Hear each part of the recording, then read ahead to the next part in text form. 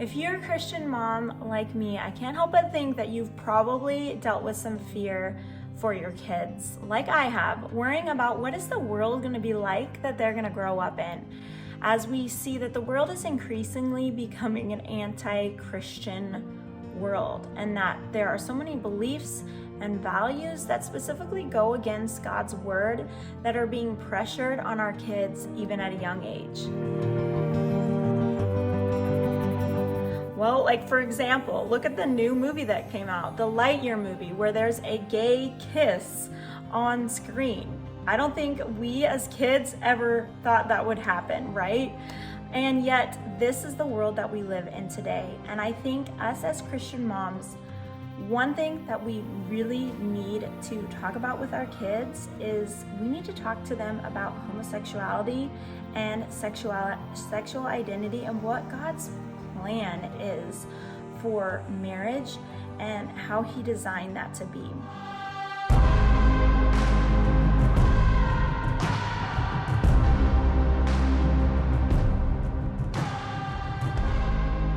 Some of us may be dealing with fear about even having those conversations. Like, Molly, if I have that conversation with my kid, then isn't that going to make them curious or interested in that topic when maybe they weren't even thinking about it? Or maybe you're thinking that that is unnecessary to talk to my kids about. Maybe you have elementary age kids just like me and you're thinking like, they're not even a teenager yet. I don't need to talk to them about that. Well, I want to tell you that yes, you need to have this conversation with your kids about homosexuality because like I said, it's being pushed upon our kids. And knowledge is power. Your children at a young age are beginning to grow their own worldview, their own beliefs and ideas about what is going on in the world, and their own understandings of what is right and what is wrong. But we want them to be equipped with a biblical worldview. How will they have a biblical worldview if they're not hearing the truth on all these different topics from us first and foremost?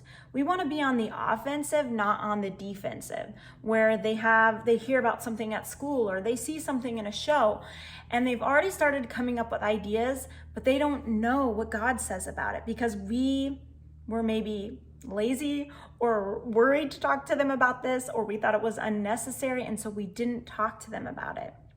So I really, really want to encourage you to be on the offensive. And today I'm going to equip you with just simple conversations that you can have with your kids on the topic of homosexuality and share with you how I've talked to my elementary age kids about this topic. And if this is making you worried and squirming and uncomfortable, then there is hope, because funny little fact, when I was a kid, I was like so embarrassed to talk about like the topic of sex, and I couldn't even say the word sex. I would like say S-E-X. I couldn't even write it. I'd write like S. I don't know if I would even write it at all or if I would just spell it out, but I know that I wouldn't say it. I would like spell S-E-X. My mom and I were laughing about that the other day. But if I can have these conversations, then you definitely can. So our main goal with having this conversation with our kids is for them to know God's plan for sexuality.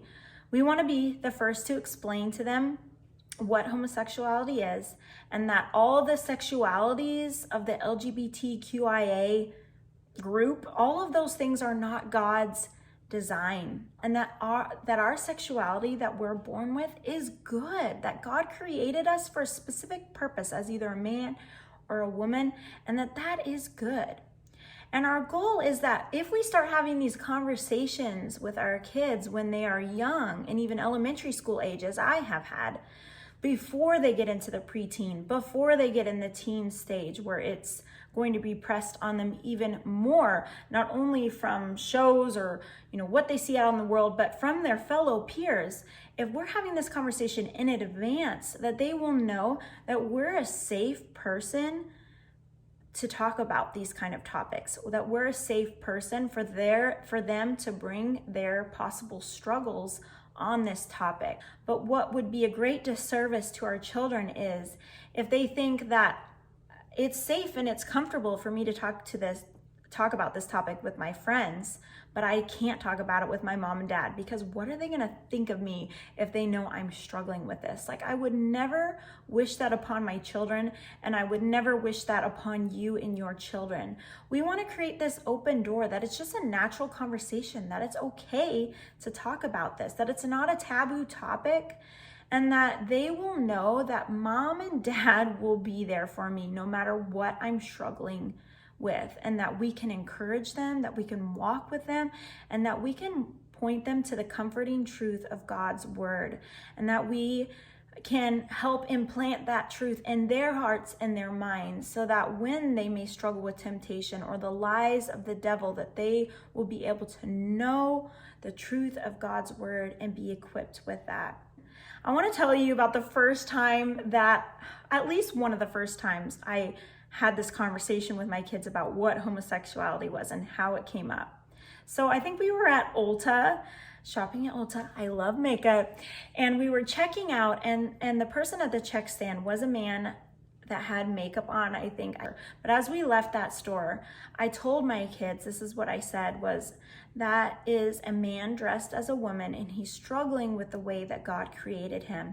But this was an important but that I said, but we want to love people that are struggling with that because they need Jesus. Something along those lines, I said. And that's kind of just a simple way to bring up that conversation if that same scenario happens to you, where you're out somewhere or a show comes on TV. I know even just recently, with it being Gay Pride Month last month, we had a Hulu membership, and there were multiple commercials that came on that had a gay agenda. There was even a commercial for what's that dating app, eHarmony, where there were two guys and it showed them kissing on screen.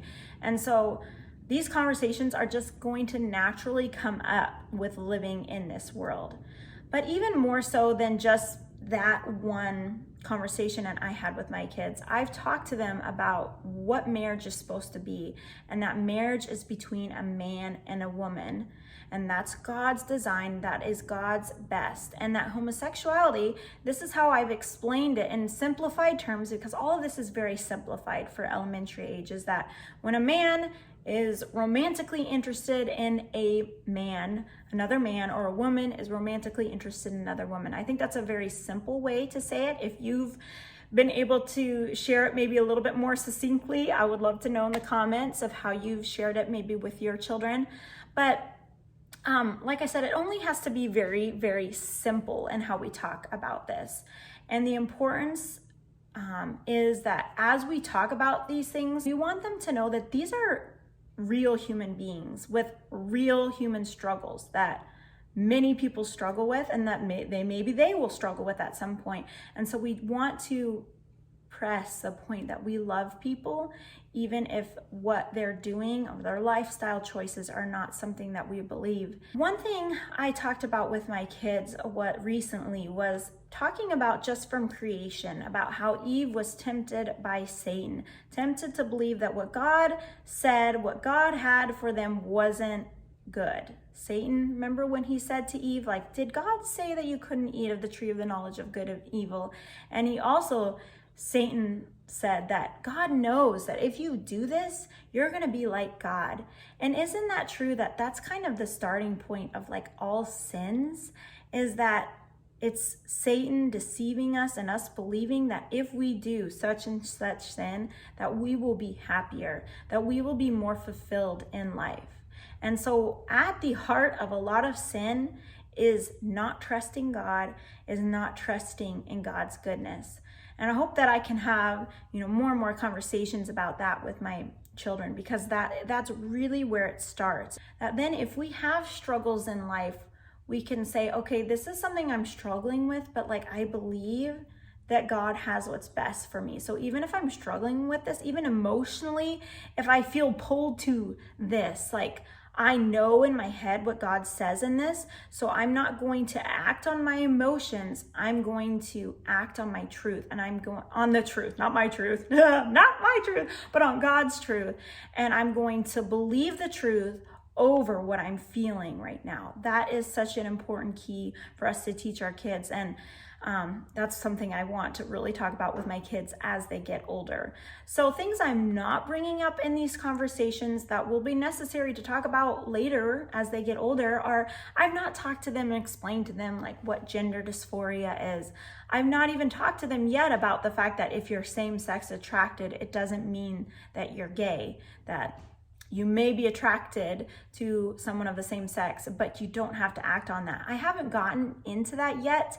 One rule of thumb I've learned from my mom with having conversations with your kids about heavier topics like these is you can state the truth about something, but if they're not continuing to ask questions, you don't need to keep going on and on about that. And just kind of taking kids with where they're at and answering them, but it doesn't have to be this big, long thing. And so as they get older, I'll have more conversations with them as other things come up, as other questions may come up, I will have more conversations with them. So that's kind of how I've talked to my kids about the topic of homosexuality. I would love to know how if you've already talked to your kids about this topic, if there's other things that I didn't share that you thought were really important to talk with your kids about. I am for sure in no way saying I'm an expert on this topic, but I did want to talk about this in a video because I think it's so important for us as moms to empower our children with the truth of God's word, because like I said, they're building a worldview right now. We want them to build a biblical worldview, and we want God's best for them, because God's best for them is to believe what God says about them, about who they are, about how God has created them. And God has such a great purpose for each of our children. Before they were even born, He's created a unique purpose for them as a male or as a female. And we want them to flourish in that. And of course, we all have our own sin struggles in life, but we want them to believe in God's goodness, that God has what's best for them. If you've watched this video, I want to say this, and maybe you disagree with me, and maybe this has brought up a lot of anger or negative emotions in you because maybe you disagree with what I'm saying. I want to say that it's okay for you to have different beliefs. Like, we're all entitled to believe different things and have the freedom of that. But I would ask you that if you choose to comment on this video, that it would be a kind disagreement, and that profanity or anything that would be threatening, I would ask you not to comment in that way, because I will delete those comments, just because I want to create on my channel a safe space for having these kind of conversations. But I want you to know that even if we disagree on this topic, like, I love you and I encourage you to just get in the word and don't believe what I'm saying about this. Do your own study of God's word and see what He has to say about this, because I do believe the word is pretty clear on this topic. Alrighty, that's all that I have to share with you guys. Thanks for watching. I'll see you all in my next video. Okay, bye.